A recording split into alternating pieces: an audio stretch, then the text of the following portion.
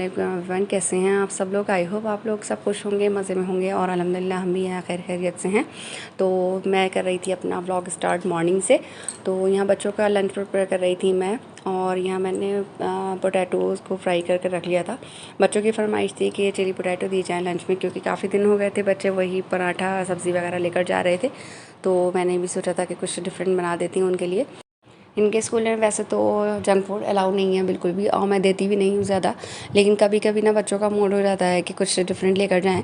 तो अशारिब और आमिश क्योंकि सीनियर क्लासेस में हैं, तो उनका इतना ज़्यादा इशू नहीं है अगर वो ले भी जाएं। लेकिन रुमैसा का लंच बॉक्स ज़रूर चेक होता है, तो इसलिए वो तैयार नहीं थी कि मैं नहीं लेके जाऊँगी। तो मैंने उसके लिए बस हल्के फुल्के ऐसे सैंडविचेस बना दिए थे।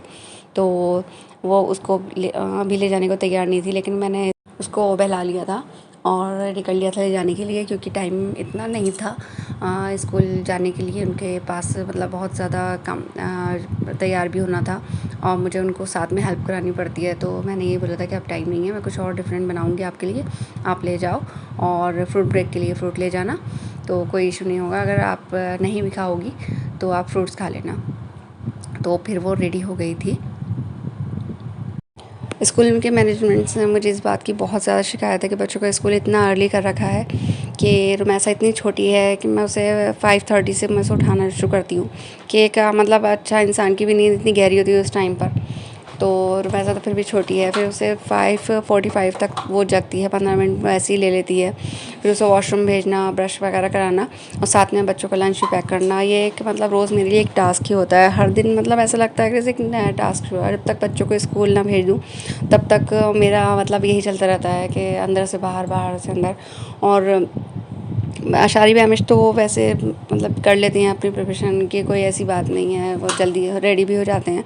लेकिन रुमैसा को मुझे टाइम देना पड़ता है। और फिर रुमैसा की नहीं और बच्चों की भी बात है, छोटे छोटे बच्चे होते हैं, उनको कहाँ उनकी नींद ख़राब करना, बहुत ज़्यादा अफसोस होता है मुझे कभी कभी। लेकिन बहरहाल स्कूल तो भेजना ही है ना। और फिर मैंने यहाँ बच्चों का कर दिया था लंच पैक, और रुमैसा के सैंडविचेस डाल दिए थे लंच बॉक्स में। हम लेडीज़ का ना हर दिन ऐसा होता है कि मतलब सुबह होते हैं तो एक नया टास्क हमें दिया जाता है। मुझे तो ऐसे ही लगता है कि लाइफ एक टास्क बन गई है, बस और कुछ नहीं है। अर्ली उठो, बच्चों को भेजो और फिर बाकी सारे काम निपटाओ, बस यही रहता है। बच्चों के लंच बॉक्स मैंने कर दिए थे रेडी, और फिर मैंने अपने और हस्बैंड के लिए ब्रेकफास्ट बना लिया था, क्योंकि बच्चे जा चुके थे। मैंने बनाया था बेसन की रोटी बनाई थी, उस पर घी लगा दिया था, और दाल थी, और साथ में पेयर भी ले ली थी।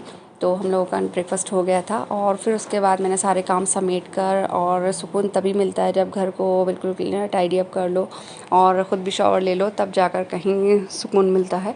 अभी लंच में भी काफ़ी टाइम था और मेरे पास टाइम भी था, तो मैंने सोचा था कि अपनी जो पेंडिंग वर्क है वो कर लूँ, क्योंकि एमिश की ड्रेसेस जो थी कई जगह से इनकी सिलाई निकल रही थी, तो मैंने सोचा था इसको ठीक कर लेती हूँ। काफ़ी दिन से ही ऐसे ही पड़े हुए थे, जब भी पहनने के लिए निकालती थी आमिश, तो किसी की सिलाई निकली हुई कुछ था, तो मैंने सबको एक जगह कर रख दिया था कि टाइम होगा तो जिस दिन मैं इसे भी कर दूँगी। और इनको लेकर मैं आ गई थी नीचे। स्टिचिंग में कभी भी मेरा इंटरेस्ट नहीं है, सिर्फ एक यही काम है, पता नहीं क्यों मुझे ये मतलब इंटरेस्टिंग लगता ही नहीं था। और बहुत मतलब कभी कभार ऐसा होता था कि मैं शौकिया कोई सूट मतलब सिल लिया करती थी अपना डेली वेयर का शादी से पहले, और मतलब बाद में भी कोई सूट सिल लेती थी। लेकिन ऐसा नहीं था कि मतलब मुझे अपने आप ही मैं ऐसे सिलूँ, और मुझे पता नहीं क्यों कभी शौक ही नहीं चढ़ा। गर्मियों की दोपहर बहुत लंबी होती थी पहले, शादी से पहले, जब स्कूल वगैरह कॉलेज हमारे ऑफ हो जाते थे, तो उस टाइम मतलब आप ही वगैरह हम सब कुछ ना कुछ करते थे। लेकिन मतलब एम्ब्रॉयडरी भी सूट पर बना लिया करती थी, कुछ भी पेंटिंग वगैरह भी कर लिया था, लेकिन कभी भी मतलब सूट में सिलना मेरा इंटरेस्ट ही नहीं रहा है बिल्कुल भी।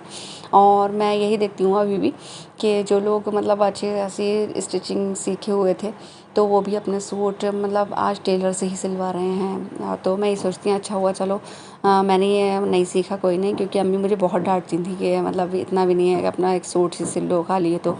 तो मैं कुछ कुछ करती रहती थी, कभी कुछ कभी कुछ, बस हाँ मतलब इसमें ही इंटरेस्ट नहीं था मेरा। और एक बार ना मुझे याद है मैंने अपना एक सूट मतलब पेंटिंग किया था, तो मैं कॉलेज पहन कर गई थी। तो मेरी मतलब जो क्लासमेट थी, तो वो बोलने लगी कि ये तुमने किया है चौक कर। तो मेरी जो फ्रेंड थी ना, तो मतलब एकदम इतने मतलब एकदम बहुत ज़्यादा ज़ोर से हंस कर बोली थी कि ये कह रही है तुमने किया है। मैंने कहा हाँ मैंने ही किया है। तो वो इतना चौंकी थी कि अच्छा ये तुमने पेंट किया है सूट पर। तो हम लोगों को ना बहुत हंसी आई थी। एमिश में ऐसे छोटी-छोटी थी तब मुझे थोड़ा शौक चढ़ा था पता नहीं क्या यूट्यूब को देखकर। तो मैं इनके छोटे-छोटे स्कर्ट बना लिया करती थी और फ्रॉक्स वगैरह, तो वो बहुत अच्छे लगते थे और बनाती बिल्कुल इसी मतलब मेथड से थी कि ऐसा लगता था रेडीमेड है। लेकिन हाँ, थोड़े बहुत मतलब इसके रूल्स पता है मुझे कि कैसे किया जाता है, कैसे होता है, क्योंकि अम्मी को ना बहुत ज़्यादा शौक था स्टिचिंग का। वो हमें डिफरेंट मतलब ड्रेसेस हमारी बना कर देती थी और मतलब बहुत अच्छे लगते थे। और यहाँ बच्चे आ गए थे स्कूल से और मैंने एमिश का जो आया हुआ था पार्सल तो मैंने एमिश को दिया था, क्योंकि वो बोल कर गई थी कि आकर मैंने ही इसे अनबॉक्सिंग करनी है। और जब वो मतलब आई थी तो मैंने उसे दिया था, तो बहुत ज़्यादा खुश हुई थी कि वाह आ गया। और इसने ना अपने फ्रेंड्स के लिए पेंट्स ऑर्डर किए थे जो उन्हें फ्रेंडशिप पेपर देने वाली थी। तो यहाँ ये अनबॉक्सिंग कर रही थी एमिश। मम्मी को ना स्टिचिंग इतनी पसंद थी बहुत ज़्यादा, और अभी भी वो अपने सूट खुद ही सिलती हैं। हम लोगों को भी इतने अच्छे अच्छे सूट सिलकर पहनाए हैं उन्होंने। और अभी भी ऐसा है कि अगर वो किसी टेलर से सिलवा लेती हैं सूट तो उसे दोबारा खोलकर उसे अपने अकॉर्डिंग कर कर उन्हें सुकून मिलता है, तभी उन्हें पसंद आते हैं सूट। आजकल ना मौसम इतना अच्छा हुआ है, बारिश तो हो नहीं रही है लेकिन बादल एकदम से घिर कर आते हैं, कभी तेज़ धूप निकली होती है, कभी बारिश का सा मौसम हो जाता है। और मैंने बना ली थी चाय और मैं आ गई थी हस्बैंड के साथ छत पर, और बच्चे भी सब थे। हम लोग काफ़ी इंजॉय कर रहे थे, इतना अच्छा मौसम हो रहा था बहुत ज़्यादा, और एकदम काले बादल थे, अंधेरा सा हो गया था और मतलब नीचे नीचे लाइट सी चमक रही थी, रोशनी भी सी थी। तो बहुत ही प्यारा वेदर लग रहा था, बहुत ज़्यादा अच्छा लग रहा था। काफ़ी टाइम तक हम लोग ऊपर बैठे मतलब मौसम एंजॉय करते रहे थे, बारिश भी हुई थी। फिर उसके बाद मैं आ गई थी नीचे और बनाने थे कबाब, और ये मैंने चिकन के कबाब बनाए थे और साथ में इसके ग्रेवी भी थी। तो बस मैंने जल्दी जल्दी इन्हें तवे पर फ्राई कर लिया था। कबाब का बैटर थोड़ा सा सॉफ्ट सा हो गया था क्योंकि मैंने चिकन को ड्राई नहीं किया था और एकदम ही इसे पीस लिया था, तो थोड़ा ऐसा हो गया, लेकिन बहरहाल अच्छे बन गए थे, टेस्ट बहुत अच्छा था। और मैंने इसमें डाला था शान का कबाब मसाला जो मेरा बहुत फेवरेट है। सारी मिक्सिंग मैरिनेशन मैंने इसमें पहले ही कर कर रख ली थी, और उसके बाद बस सिर्फ बनने ही रह गए थे, बस बनाकर फ़ौरन से इसे सर्व करना था। और बहुत ज़्यादा टेस्टी हो गए थे और सबने बहुत ज़्यादा तारीफ़ भी की थी, अच्छे किए थे, बच्चे भी खुश हो गए थे। और जब बच्चे खुश हो जाएं तो समझ लीजिए सारी मेहनत ही वसूल हो गई, क्योंकि अपने से ज़्यादा मतलब बच्चों का फ़िक्र रहता है खाने का कि इन लोगों को क्या देना है, क्या खाना है। मिलती हूँ आपसे नेक्स्ट व्लॉग में, तब तक के लिए अल्लाह हाफ़िज़, बाय बाय।